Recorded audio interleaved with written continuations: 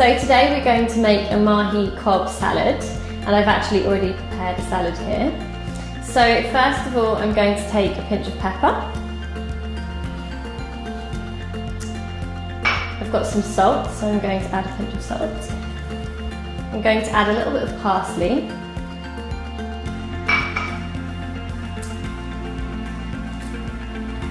And I've already melted some butter, which I'm just going to drizzle over the top.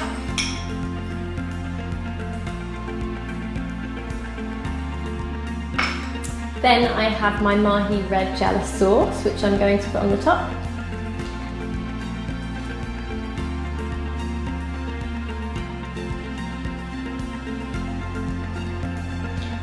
Then we're going to add a squeeze of lemon. Then I'm going to mix it all in using my hands, and then we're going to pop it into the oven.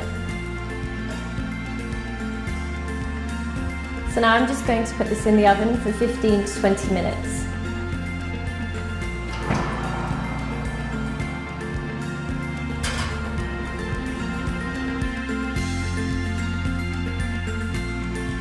From Mahi with love.